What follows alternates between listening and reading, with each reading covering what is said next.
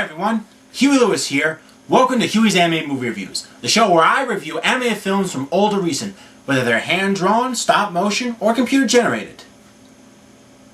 What can you say about dragons? They're some of the most awesome mythical creatures in history. They can fly, they can breathe fire, they're just fantastic. How can you not like them? Anyway, aside from looking awesome, dragons play a huge role in stories of legend and myth, primarily as the giant creatures that knights in shining armor have to kill in order to win the hearts of damsels in distress. You know, that old rubbish. But what people don't know is that until the middle of the 19th century, it was believed that dragons were real-life creatures from times gone by, and what we know to be dinosaur bones today used to be regarded as skeletons of these giant creatures. But not all dragons are portrayed as bloodthirsty monsters. In Asian cultures like China and Japan, dragons are symbols of peace and friendship and will help out those in need. But now let's talk about dragons in the media. There are so many films, cartoons, TV shows, and comics about dragons, many of them being original and very different takes on them. Films like Dragonheart are an example of this. The idea of taking the classic dragon story and giving it a more mythological touch was pretty interesting. Another movie, Flight of Dragons, taught us the scientific logic on how a dragon could breathe fire and fly, while telling an epic story at the same time. But I'll review that movie some other time. And the film I'm reviewing today brings back the wonder and magic that dragons brought to us in the 1980s and 90s. So, released on March 25th, 2009, the movie is How to Train Your Dragon. Now, because this film was just recently released to theaters, I won't spoil the ending or anything important that will happen later on in the movie. With that, let's get started. The story takes place in a mythical Viking world where a young Viking teenager named Hiccup aspires to follow his tribe's tradition of becoming a dragon slayer.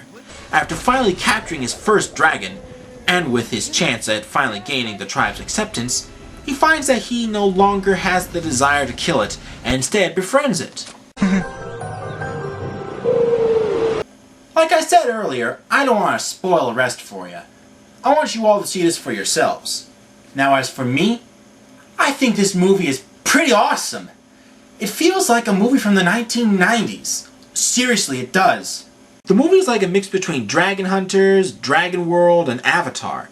Here's why. Dragon Hunters, because its setting is in ancient times and people are fighting dragons.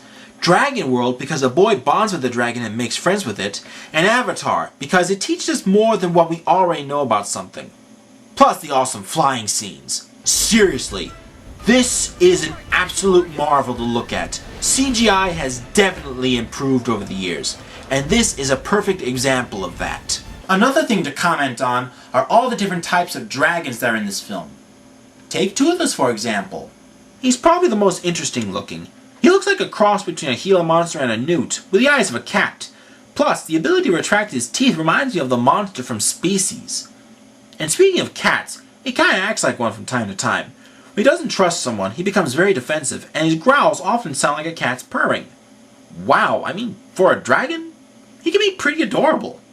There's also a dragon called the Nightmare that purposely ignites its body on fire when attacking its enemies. Now that's intense. And now it's trivia time. That's the segment of the show where I talk about what went on behind the scenes to make the movie. The movie is loosely based on the 2003 book of the same title written by British author Cressida Cowell. In initial development, the plot followed the original novel closely, but was then altered. About halfway through production, Chris Sanders and Dean DeBlois, the writers-directors of Disney's Lilo and Stitch, took over as co-directors. The original plot was heavily loyal to the book, but was regarded as geared to a too young demographic and too sweet and whimsical. In the novel, Hiccup's dragon, Toothless, is incredibly small for a dragon. In the film, Toothless is a night fury, the rarest of all dragons, and is large enough to serve as a flying mount for both Hiccup and anyone else. The filmmakers hired cinematographer Roger Deakins, known for frequently collaborating with the Coen brothers, as a visual consultant to help them with the lighting and overall look of the movie, and add a live-action feel. And now it's time to talk about the voice actors that brought their talents to create the characters in the movie.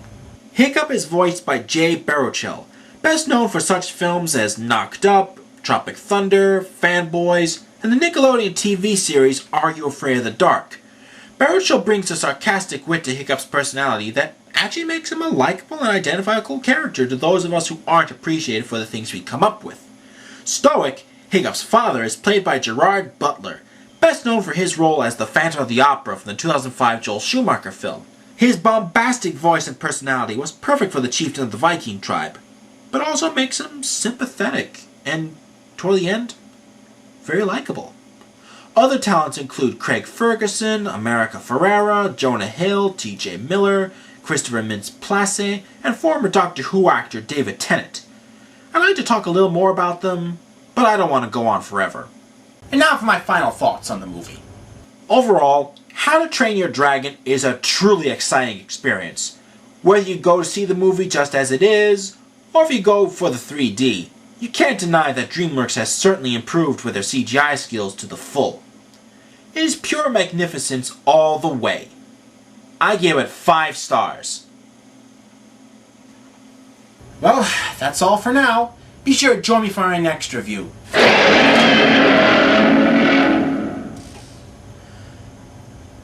Now, if you'll excuse me, I'm off to go train my own dragon. See you at the movies. Anime movies, that is. Alright, I know you're hungry. I'm coming. Hold your horses. Of the magic dragon lived by the sea and frolicked in the autumn mist in a land called Honolulu. Little Jackie Paper loved that rascal Puff and brought him strings and sealing wax and other